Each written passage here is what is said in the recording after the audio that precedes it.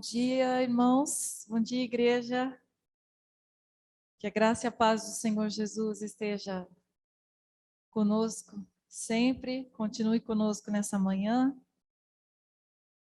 Essa manhã que o Senhor preparou para nós, mais uma vez, pelo seu amor, a sua misericórdia.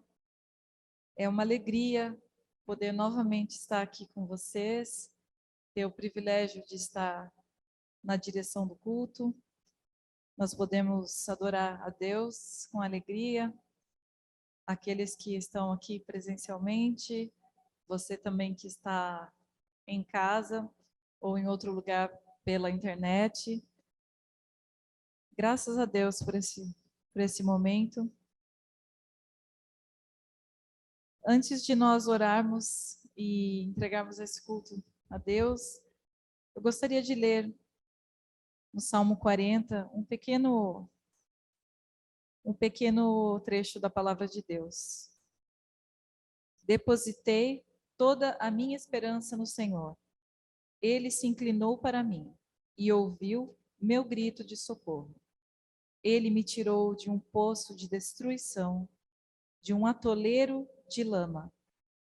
Pôs os meus pés sobre uma rocha e firmou-me num local seguro.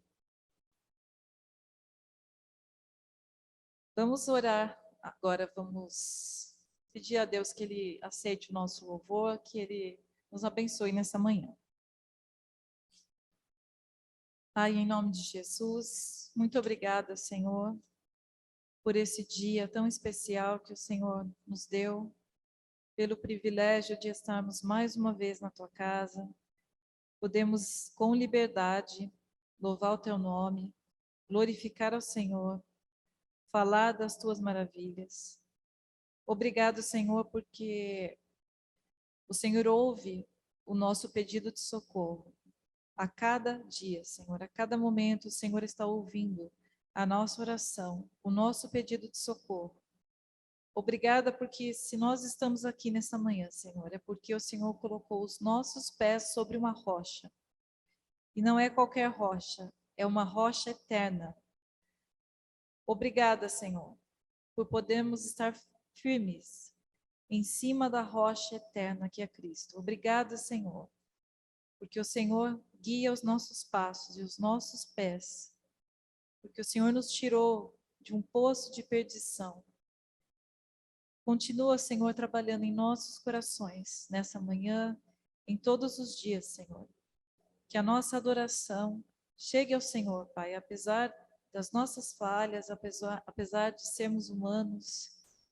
Obrigada, Senhor, por esse momento. Alcança também, Senhor, aqueles que não estão aqui presencialmente, aqueles que, por algum motivo, também não podem estar assistindo a esse culto, mesmo pela internet. Que o Teu Espírito esteja com eles, Pai.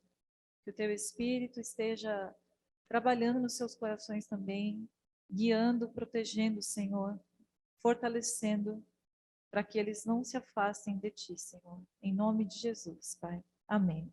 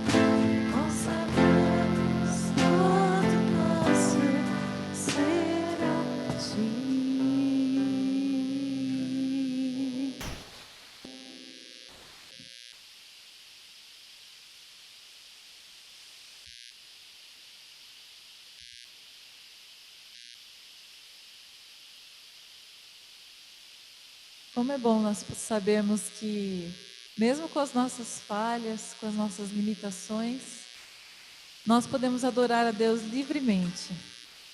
Nós vivemos num país livre, graças a Deus, um país em que nós não temos que nos esconder ou vir para a igreja com medo da perseguição. Espero que isso continue, mas também nós não precisamos ter medo de chegar até Deus, pelas nossas fraquezas e pelas nossas falhas.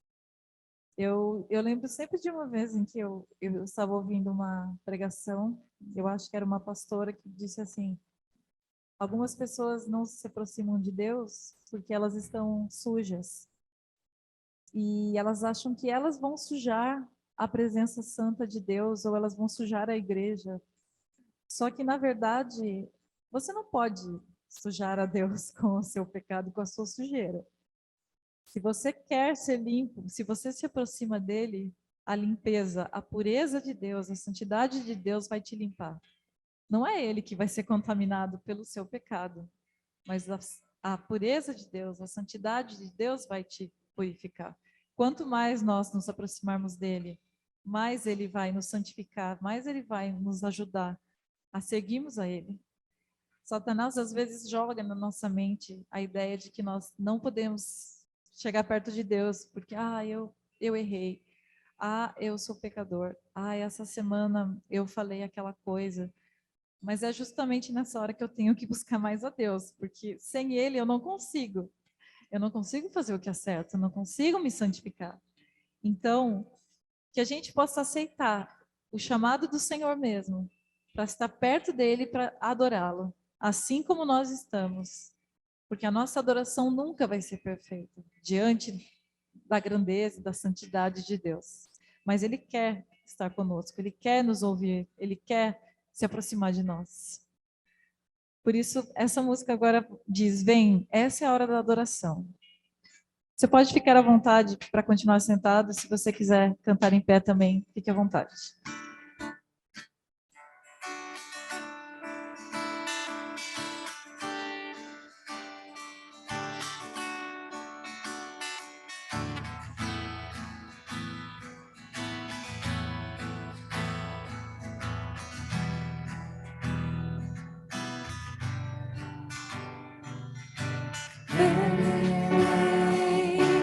Esta é a hora da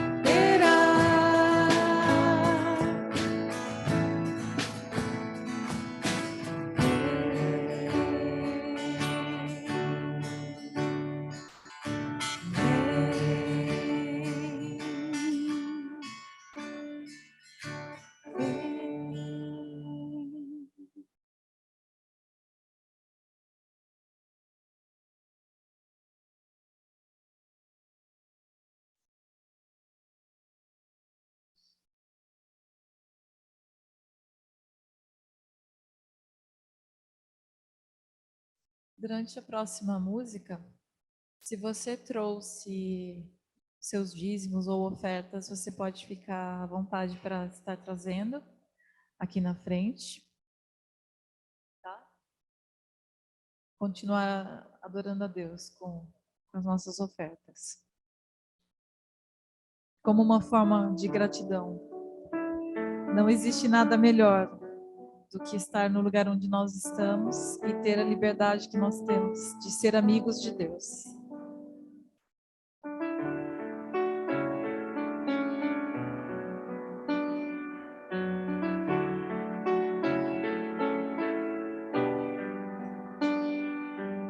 Não existe nada melhor do que ser amigo de Deus. Caminhar seguro na luz,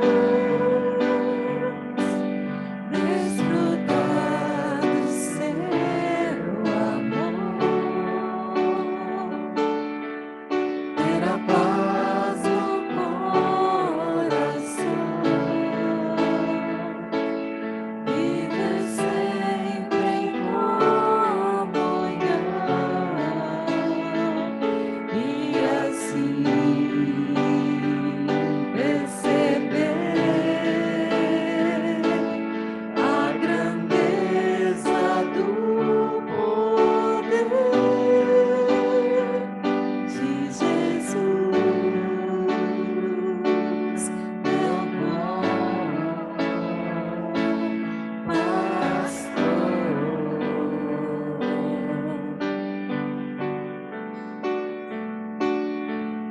Não existe nada melhor, não,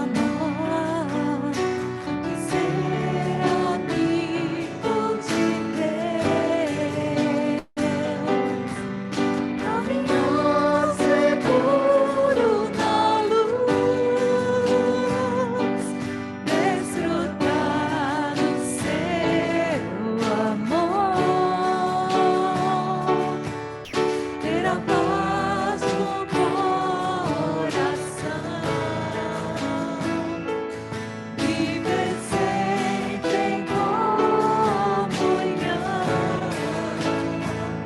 e assim perceber a grandeza do poder de Jesus, meu bom pastor.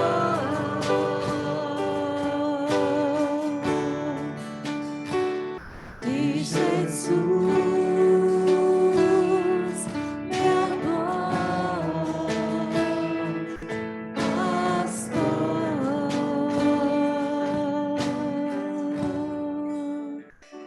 Louvado e engrandecido seja o teu nome, Senhor, teu poderoso nome.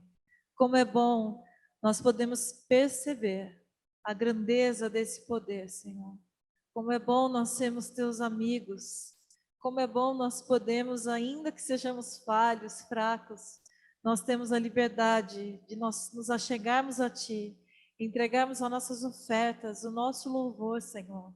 Obrigada porque o Senhor nos aceita, porque o Senhor nos ama. Obrigada porque essa grandeza desse poder está à nossa disposição, Senhor.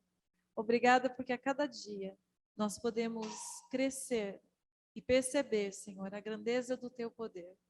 E ainda assim, o Senhor é um bom pastor, o Senhor é amável, o Senhor é amoroso conosco, Senhor. Continua nos guiando, Senhor, continua nos levando à tua presença, Senhor. Muito obrigada, porque enquanto esse mundo está sofrendo, chorando, Senhor, procurando uma direção, procurando respostas, nós sabemos que o Senhor é a resposta. Nos ajuda, Senhor, a continuarmos te louvando de uma forma que as pessoas possam te conhecer, que nós possamos demonstrar com a nossa vida, Senhor. Nos ajuda, Senhor, a mostrarmos esse poder, a mostrarmos que o Senhor é um bom pastor. Obrigado, Senhor, por tudo que o Senhor tem nos dado, porque não tem faltado nada para nós, Senhor, nesse momento tão difícil da humanidade, Pai. Obrigada porque o Senhor tem nos guardado, o Senhor tem nos guiado e nos protegido, Senhor, nesse momento tão caótico, tão difícil, Senhor. Em nome de Jesus, Pai. Obrigada, Senhor.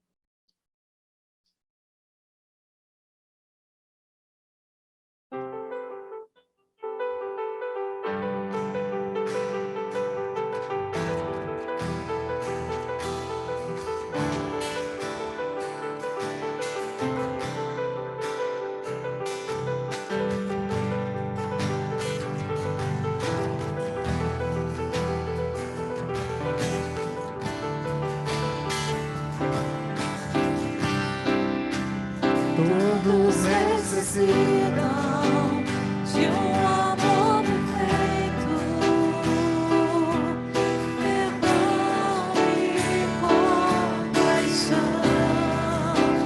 Todos necessitam de graça e esperança, de um Deus que salva.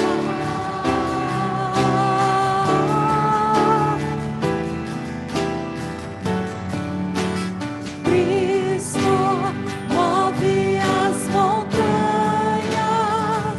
e tem poder para salvar, tem poder para salvar, para sempre, autor da salvação. Jesus a morte venceu, sobre a morte venceu.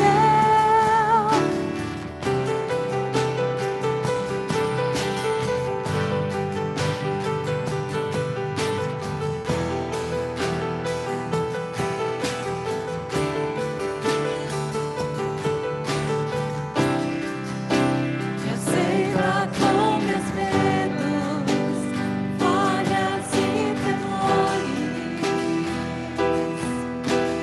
Enche meu viver, minha vida entrego pra seguir teus passos. A ti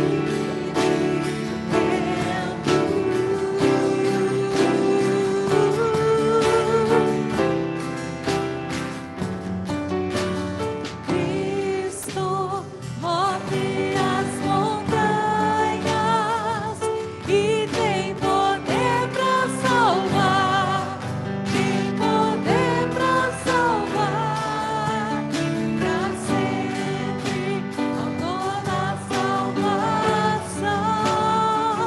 Jesus a morte venceu, sobre a morte venceu.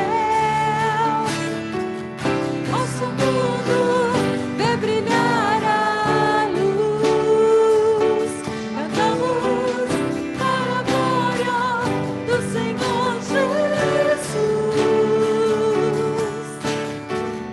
Nosso mundo vê brilhar a luz, cantamos para a glória do Senhor Jesus. Cristo move as montanhas e tem poder para salvar, tem poder para salvar, para sempre, autor da salvação. Jesus a morte venceu, sobre a morte venceu.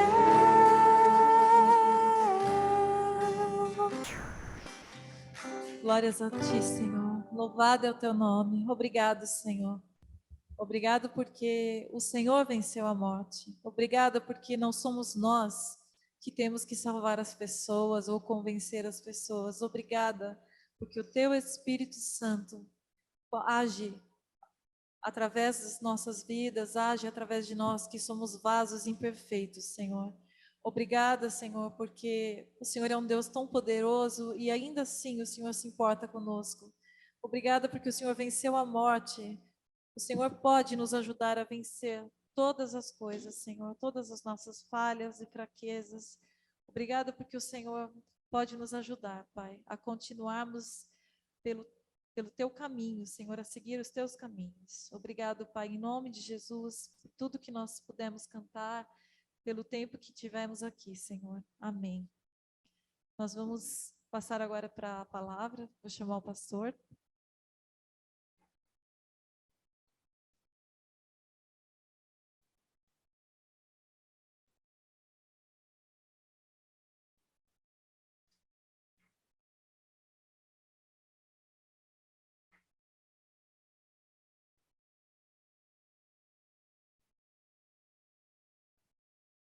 Bom dia a todos. Que a graça e a paz de Cristo Jesus estejam sobre nossas vidas na manhã de hoje. Hoje nós vamos fazer uma reflexão da carta que o apóstolo Paulo escreveu a Filemon.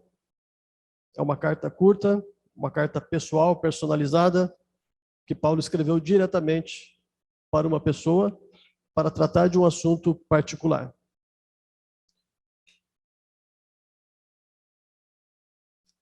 Queremos também comunicar o falecimento da senhora Mieko Murai.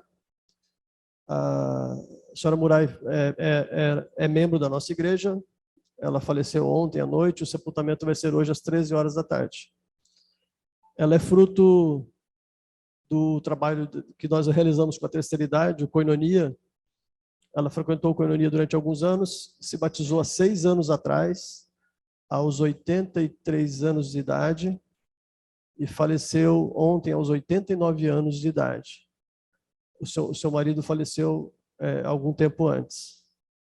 Então são pessoas que foram alcançadas pelo Evangelho, pessoas descendentes de japoneses, e que ouviram a mensagem de salvação depois dos 80 anos de idade, e tomaram uma decisão, se tornaram cristãos, e agora estão partindo para a eternidade. Isso reforça muito, né, a visão da nossa igreja, a nossa missão e a nossa responsabilidade de pregar o Evangelho para todos, mas com um olhar muito especial para esse grupo que dificilmente é alcançado por outras igrejas. E nós temos um olhar muito carinhoso, muito atento para este grupo. O texto que nós vamos trabalhar na manhã de hoje encontra-se na carta de Paulo a Filemon. Eu vou fazer a leitura a partir do versículo 4. Dou graças ao meu Deus, lembrando sempre de vocês nas minhas orações, porque tenho ouvido falar da fé que você tem no Senhor Jesus e do seu amor por todos os santos. Oro para que a comunhão da sua fé se torne eficaz no pleno conhecimento de todo o bem que há em nós para com Cristo. Pois, irmão, o seu amor me trouxe grande alegria e consolo, visto que o coração dos santos tem sido reanimado por você. Pois bem, ainda que eu sinta plena liberdade em Cristo para ordenar a você o que convém ser feito, prefiro, no entanto, pedir em nome do amor, sendo que sou Paulo o velho e agora também prisioneiro de Cristo Jesus. Faço um pedido em favor de meu filho Onésimo, que gerei entre algemas. Antes, ele era inútil para você. Atualmente, porém, é útil para você e para mim. Eu estou mandando de volta a você. Ele, quero dizer, o meu próprio coração. Eu queria conservá-lo comigo para que ele me servisse em seu lugar nas algemas que carrego por causa do Evangelho. Mas não quis fazer nada sem o seu consentimento, para que a sua bondade não venha a ser como que uma obrigação, mas algo que é feito de livre vontade.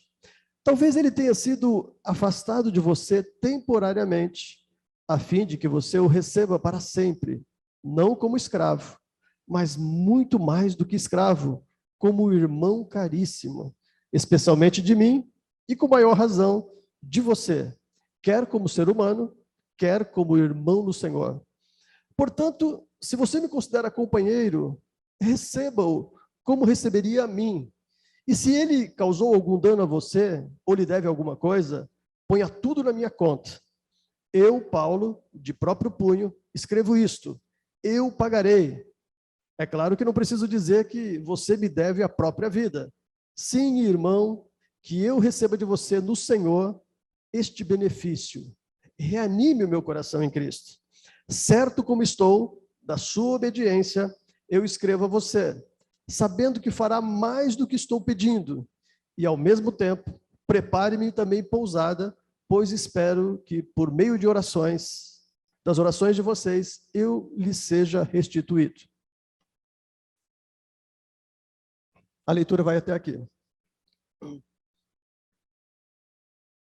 Esta carta de Paulo a Filemão, ela conta a história de um homem em fuga. Você já fugiu de alguma situação?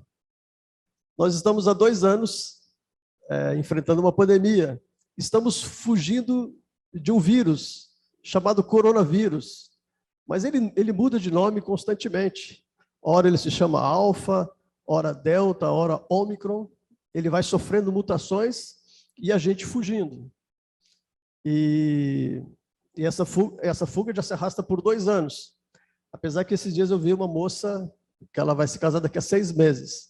Então ela estava tentando contrair a Covid o mais rápido possível, para ela ficar imunizada, e no dia do casamento ela tá tudo bem, não correu o risco de pegar Covid no dia do casamento. Então ela estava indo numa festa, abraçando pessoas, tudo tentando enfrentar o vírus logo. Muitas pessoas fogem de situações. Há refugiados fugindo de seus países. Os venezuelanos, por exemplo, querem entrar no Brasil como uma opção diante do regime ditatorial e da economia destruída do país. Eles estão fugindo de uma situação econômica desesperadora. Alguns cristãos fogem de países que perseguem o cristianismo. Quando o Talibã assumiu o poder no Afeganistão, a gente viu pessoas desesperadas querendo fugir do país de qualquer jeito, mesmo que fosse pendurado no trem de pouso de um avião e sabendo que ia cair, mas valia a pena o risco daquela fuga. Algumas famílias fogem dos grandes centros e procuram viver em cidades mais tranquilas, como a cidade de Marília. Algumas décadas atrás, as pessoas se mudavam para os grandes centros em busca de melhores oportunidades. Hoje as pessoas migram para cidades mais tranquilas, em busca de uma vida mais pacata, de uma vida mais segura, mais tranquila. Você já fugiu de situações, de conversas difíceis, de problemas entre família insolúveis e todo mundo sabe que precisa sentar para conversar, mas ninguém quer resolver aquilo? Você já fugiu de pessoas? Definitivamente não queria encontrar aquela pessoa, não queria resolver aquele assunto? Eu queria falar, na manhã de hoje, sobre quando a fuga é a última saída. E eu queria olhar como pano de fundo a história relatada aqui, no livro de Paulo a Filemão, a história de Onésimo. Onésimo era um homem em fuga. E essa é a nossa meditação na manhã de hoje. E enquanto pensamos na vida de Onésimo, que cada um possa olhar para a sua vida, para suas lutas pessoais, para suas dificuldades, e também buscar discernimento em Deus em relação a como agir, a como mudar de atitude, ou o que fazer de diferente. A carta de Paulo foi escrita a Filemão por quê? É uma carta pessoal, de um amigo para um amigo, de um discipulador para um discípulo. Filemão se converteu por causa da pregação do apóstolo Paulo, provavelmente na cidade de Éfeso.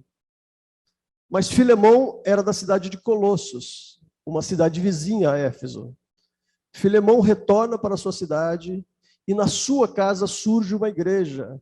Quando a gente fala da igreja de Colossos, do livro de Colossenses, a gente está falando de uma igreja que se reunia na casa de Filemão. Portanto, um homem abastado, em boas condições financeiras, tinha uma casa ampla, e Filemão também tinha escravos em sua casa. Um desses escravos, chamado Onésimo, decidiu fugir. Fugiu por 2.000 quilômetros da cidade de Colossos até a cidade de Roma, a capital do império. Foi uma fuga de 2.000 quilômetros para escapar de um contexto, de uma situação que ele não queria viver mais. E lá em Roma, Onésimo se encontra com o apóstolo Paulo, que também estava preso. Nós não sabemos o porquê Onésimo foi parar na cadeia. Se ele foi visitar Paulo, ou se ele também teve alguma dificuldade em Roma e acabou sendo preso em Roma, e ele se encontrou com o Paulo. O que nós sabemos é que, através desse encontro, o apóstolo Paulo teve a oportunidade de falar do evangelho para Onésimo. Onésimo aceita essa mensagem e a sua vida é transformada. Por isso que no versículo 10, Paulo fala: eu gerei Onésimo em minhas algemas, em minha prisão. Ou seja, de dentro da cadeia, eu consegui evangelizar esse rapaz, e ele abraçou o evangelho. E Onésimo se torna um grande companheiro do apóstolo Paulo na cidade de Roma. Ele começa a ajudá-lo, ele começa a ser um parceiro de ministério do apóstolo Paulo, um discípulo de Paulo. Onésimo fugia do quê? O que fez sair nessa fuga desesperada de Colossos e o levou até a capital do império, Roma? Eu queria refletir sobre alguns pontos aqui, sobre essa fuga de Onésimo. Em primeiro lugar, Onésimo fugia das injustiças da vida.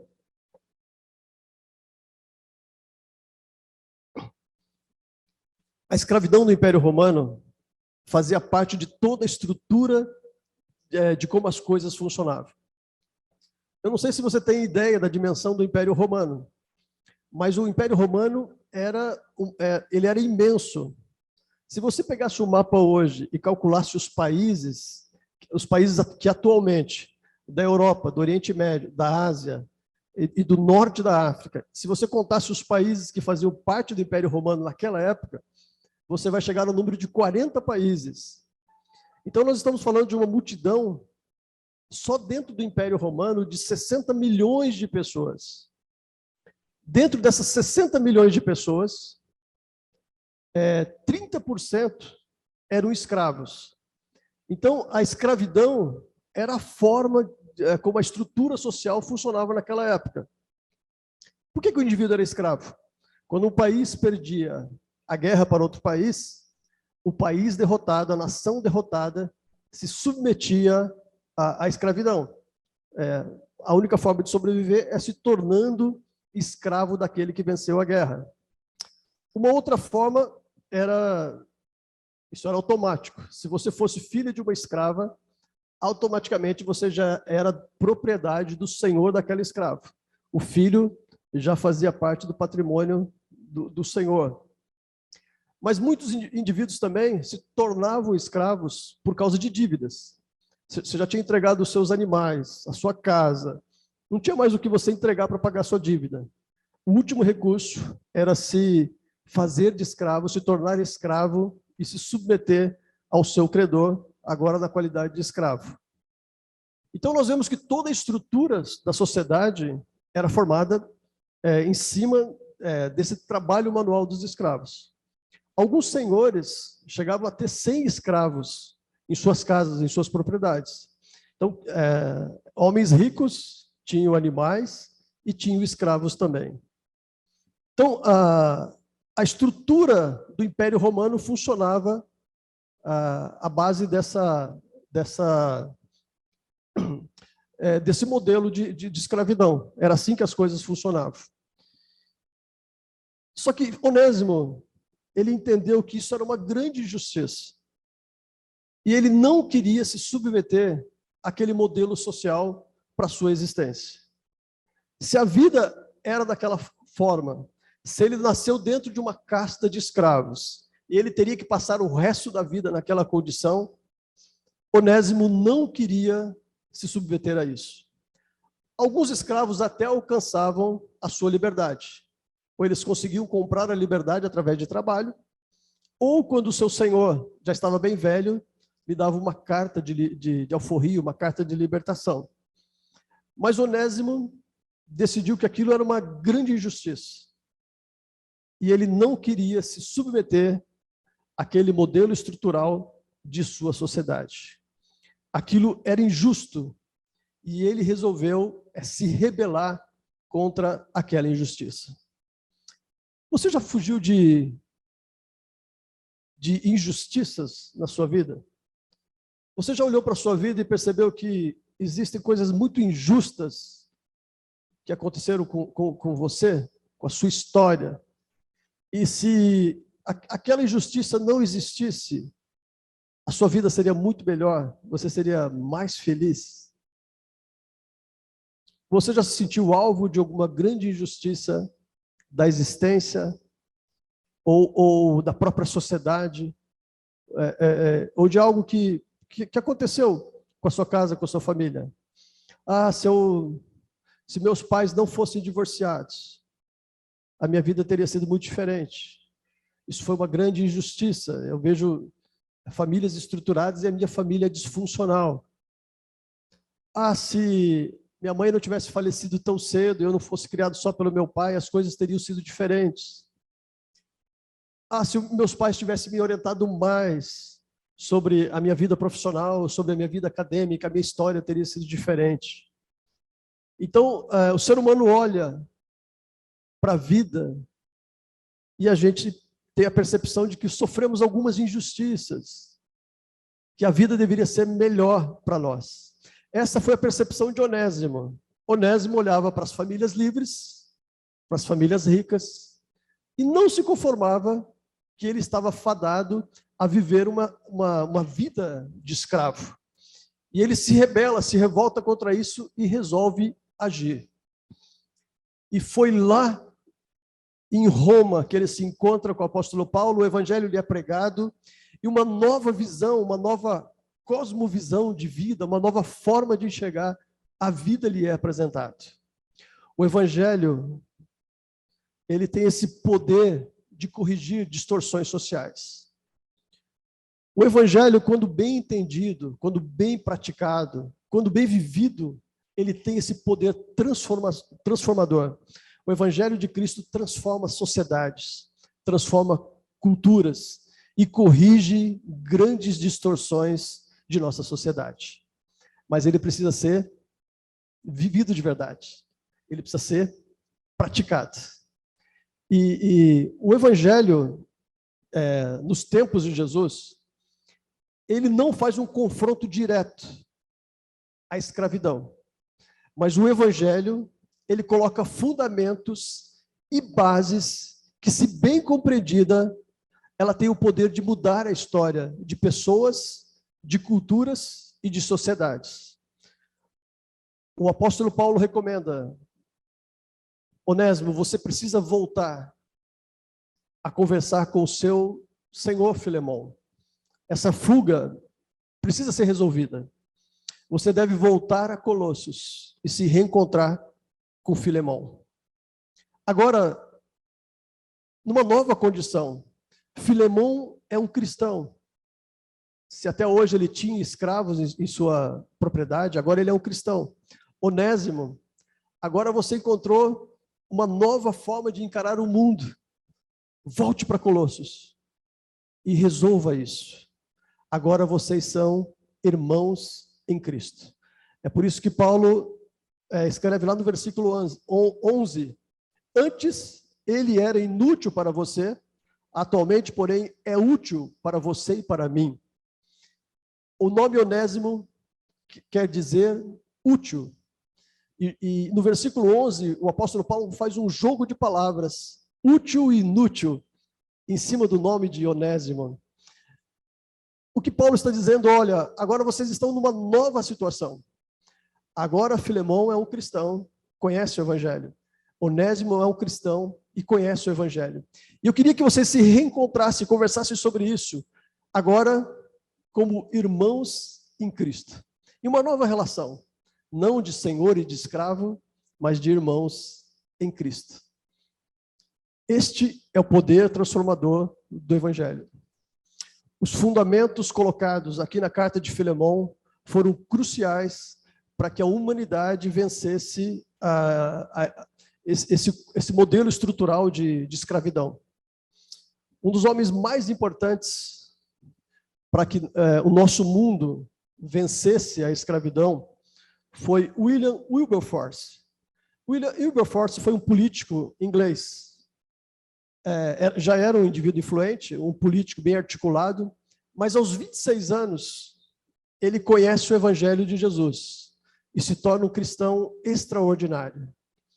Alguns abolicionistas o convidam para que ele abraçasse essa causa dentro do parlamento inglês.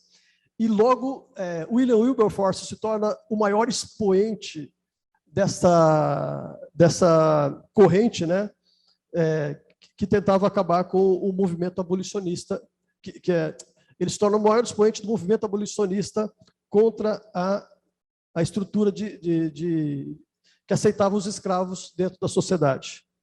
Em 1807, eles conseguem promulgar o ato contra o comércio de escravos no parlamento inglês. E a Inglaterra, a partir de então, não aceita mais a escravatura em seu modelo social. E mais do que isso, a Inglaterra assume a responsabilidade de lutar contra a escravidão em outros países e começa a policiar os mares, tentando acabar com todos os navios negreiros em sua época. Mas toda essa transformação aconteceu pelo poder do Evangelho. Então, na vida, queridos, a vida é injusta. A vida, ela vai nos colocar em situações e contextos em que a gente vai se sentir injustiçado, prejudicado naquela situação. Mas o Evangelho tem o poder transformador de mudar estruturas sociais, de mudar famílias, de mudar a história de pessoas. E Onésimo teve esse privilégio de através do Evangelho, parar de fugir. Agora ele não precisava mais fugir, mas ele podia voltar para Colossos e enfrentar aquela realidade. A sua fuga cessou, porque no Evangelho ele encontrou uma possibilidade de corrigir aquilo. E ele descobriu que havia uma saída. Ele não precisava ser escravo para sempre. Havia como resolver isso. Em segundo lugar, também quero chamar a atenção de vocês, pensando em Onésimo, um homem em fuga. Em segundo lugar, Onésimo fugia de uma vida irrelevante. Onésimo não aceitava aquela vida sem sentido, sem propósito. Ele ia trabalhar para alguém, ia envelhecer e ia morrer. É muito interessante o que Paulo coloca aqui nos versículos 14, a partir do versículo 14 até o 16. Mas não quis fazer nada sem o seu consentimento, para que a sua bondade não venha a ser como que uma obrigação, mas algo que é feito de livre vontade. Paulo está raciocinando o que aqui? Onésimo estava sendo muito útil em Roma. Ele poderia continuar ali tranquilamente com Onésimo em Roma, mas ele achava importante que Onésimo voltasse e resolvesse aquele assunto com Filemão. E aí no versículo 15, talvez ele tenha sido afastado de você temporariamente, a fim de que você o receba para sempre. Não como escravo, mas muito mais do que escravo, como irmão caríssimo, especialmente de mim e com a maior razão de você, quer como ser humano, quer como irmão no Senhor. É muito interessante o que Paulo coloca aqui no verso 15. Filemão podia estar se sentindo ofendido. Aquele escravo fugiu. Ele podia estar se sentindo ofendido por aquilo, se sentindo prejudicado. Mas no verso 15, Paulo diz, talvez ele tenha sido afastado de você temporariamente. Paulo está dizendo, olha, talvez tenha um propósito nisso que aconteceu, Filemão. Olha o que aconteceu. Onésimo veio até Roma. E aqui ele conheceu o mesmo evangelho que você conheceu através da minha pregação em Éfeso. E agora ele é um outro homem, uma pessoa mudada, uma pessoa transformada. A mente de Onésimo mudou. Vale a pena vocês conversarem. você precisa conhecer esse outro Onésimo, o Onésimo transformado pelo poder do Evangelho, que você não o conhece. Então, esqueça da ofensa, de ter se sentido prejudicado, e converse com o Onésimo e veja a mudança que aconteceu. A partir desse momento, a vida de Onésimo começa a mudar. E Filemão também foi obrigado a pensar nessa nova possibilidade de receber aquele homem e de dar uma nova oportunidade. Um senhor de escravos, ele tinha poder absoluto sobre o escravo, como sua propriedade. E haviam leis que regulamentavam essa relação de senhor e escravo. Mas as leis eram todas favoráveis ao senhor. O escravo tinha praticamente direito nenhum. Talvez um dos poucos direitos fosse de se casar, em alguns casos. Mas o acordo sempre privilegiava os senhores. E quando o escravo fugia, como era uma propriedade do senhor, quando ele resgatava um escravo fugitivo, ele podia decretar a sua morte. A pena pela fuga seria a morte. Se o senhor fosse um pouco bonzinho ainda, não, eu não quero perder um bem meu. Então, eu vou apenas marcar a testa dele com um F, com ferro quente queimado, um F de fugitivos, e ele vai poder continuar aqui, mas agora todo mundo vai saber que precisa ficar atento, porque ele foge. Se vacilar, ele vai fugir. Então, o indivíduo ficava o resto da vida com aquela marca em sua testa. Mas não foi esse o desfecho da história. Acontece uma grande mudança, e a partir disso, Onésimo encontrou um propósito para a sua vida. As pessoas olham para a existência humana e elas têm medo de viver uma vida sem sentido. E isto acontece muito com a nossa sociedade, com os nossos jovens e com os nossos adolescentes. Tem um grupo de filósofos que eles de uma corrente que eles defendem que a vida não tem sentido mesmo. Esse grupo é chamado de nihilistas. É um grupo que defende que a vida é um grande vazio e não há o menor sentido nela. A palavra nihil vem do latim e quer dizer vazio, quer dizer nada. Esse grupo de filósofos, como Heidegger, Schopenhauer, Nietzsche, talvez um dos maiores expoentes, Jean-Paul Sartre, eles defendem que não há sentido na vida. O homem seria mais ou menos como uma bolha de espuma andando no oceano. Daqui a pouco essa bolha estoura e deixa de existir. Não há nada além do mundo físico. Só existe esse mundo físico. Não existe um mundo espiritual. Não existe um mundo que vai além da física, metafísico. Não existe. O ser humano não veio do nada. O ser humano veio do nada e vai para o nada. Não há vida após a existência. Quando morre, a existência acabou. E acontece que isso influenciou uma grande geração de jovens. Esses dias o meu filho, Felipe, passou uma semana brincando com as suas primas. E uma delas tinha 11 anos, tem 11 anos, e a outra tem 14. E essa priminha de 14 anos, ela tem uma postura dark, né? Se veste de preto, faz uma maquiagem toda preta no rosto, em volta dos olhos. Essa tendência mais dark ou emo. Ou seja, a vida é um grande vazio e ela tem que ser vivida com melancolia, porque a vida é triste e não há sentido nela. Então, essa geração dos darks e emos olham para a vida como algo sem sentido. Mas o Evangelho tem o poder de nos dar um senso de propósito. O Evangelho de Cristo é poderoso para nos dar um senso de propósito. O que essas pessoas procuram e não vão encontrar nesses movimentos melancólicos, como dark e emo, não vão encontrar nas drogas. O que essa geração busca é um senso de propósito para as suas existências. E somente o Evangelho de Cristo, somente a pessoa de Jesus pode dar esse senso de propósito para a existência.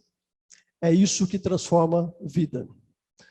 Onésimo, ele retorna para Colossos. E nós acreditamos que Filemon certamente o perdoou, porque Paulo tinha essa convicção. Paulo dizia, eu posso ordenar o que você deve fazer, Filemon, mas eu creio no evangelho que você vive. Eu creio que você vai surpreender a todos. E há um registro de Inácio. Inácio foi discípulo do apóstolo João.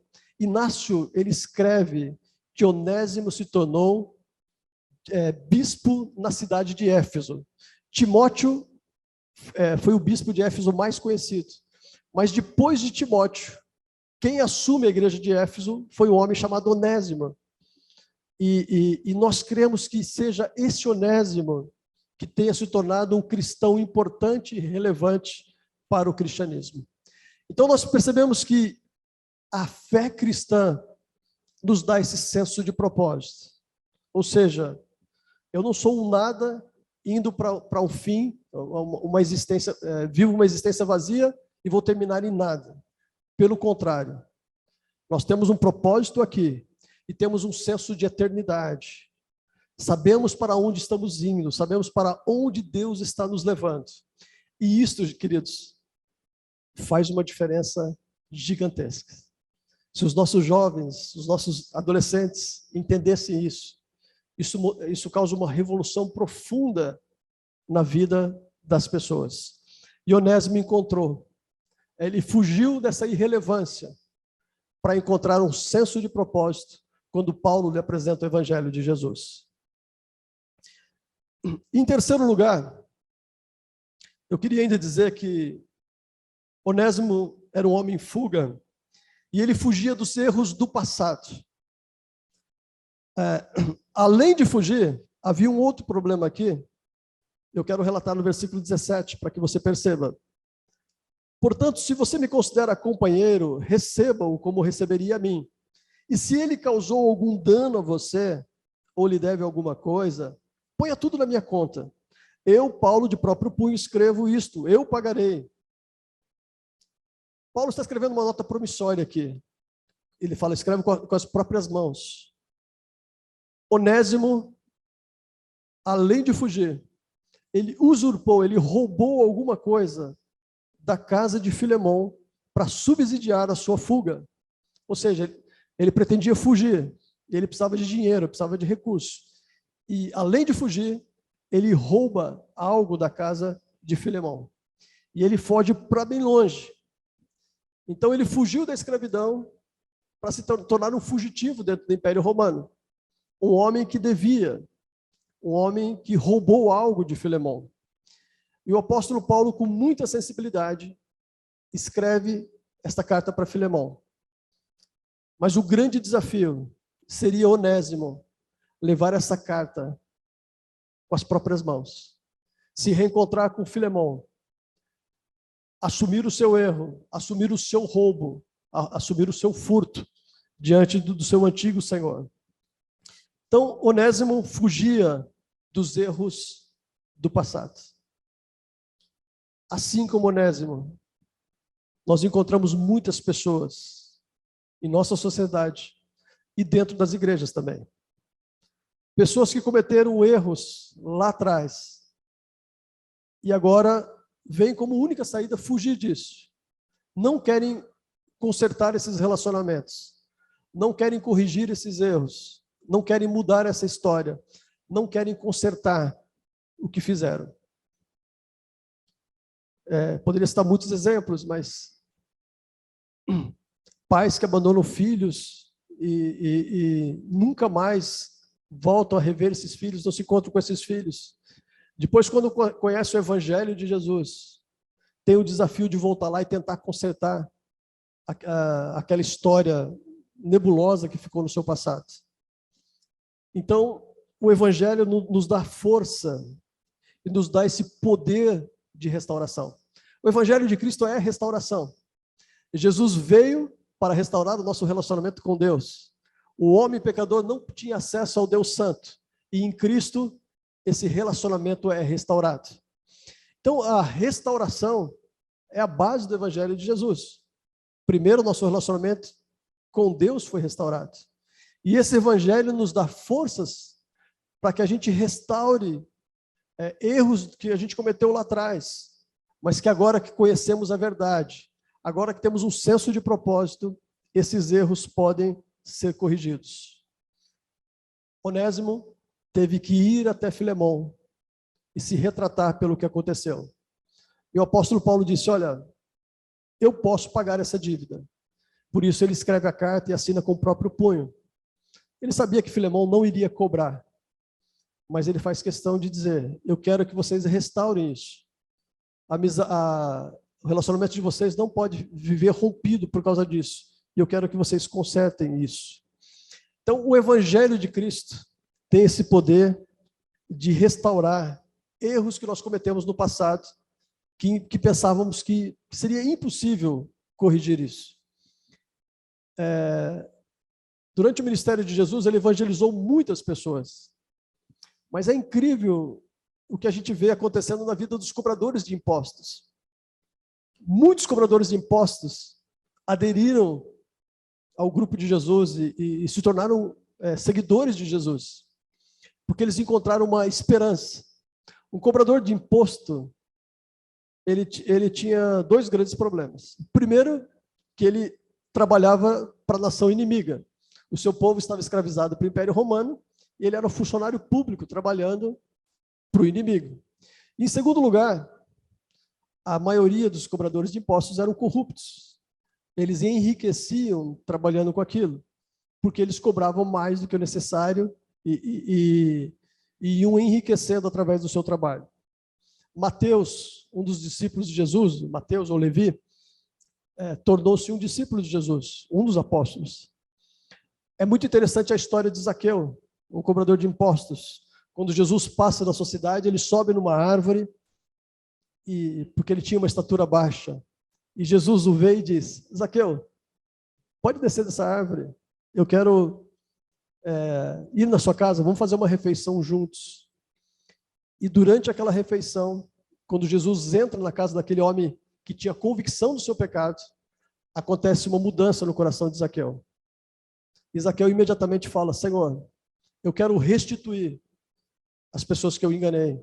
Estou disposto a pagar 4 vezes aquilo que eu usurpei das pessoas. Jesus disse na hora, hoje entrou salvação nesta casa. Este pecador entendeu o Evangelho. Seu coração foi transformado.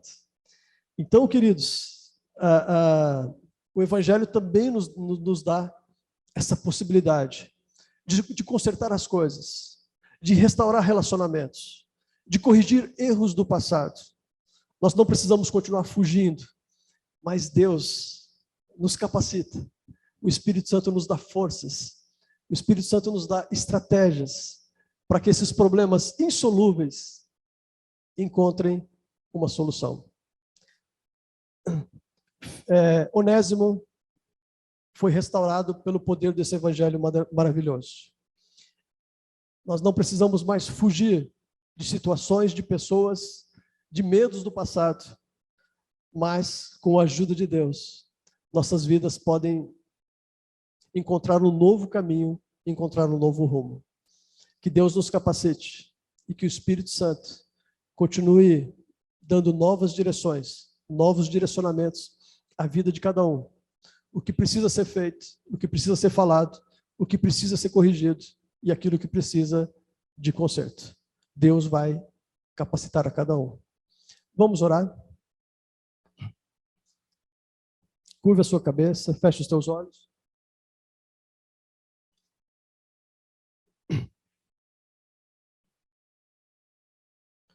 Senhor, nós te louvamos na manhã de hoje por essa história linda e maravilhosa. Uma história de mudança, uma história de conversão, uma história, Pai, de mudança radical de vida, Senhor, a partir do evangelho que entra nas mentes e desce até o coração. Pai, nós queremos que o Senhor venha agir também sobre as nossas vidas, nos capacitando, Senhor, a resolvermos áreas de nossas vidas que ainda precisam, Senhor, conhecer o poder restaurador desse evangelho. Pai, que nós possamos vencer vícios que ainda insistem em permanecer. Que nós possamos consertar erros, ó Pai, que ficaram lá atrás e que nós nunca tivemos coragem de tratar desses assuntos. Pai, obrigado, porque agora na Tua presença, Senhor, nós temos um senso de propósito para as nossas vidas. A nossa vida faz sentido, Pai.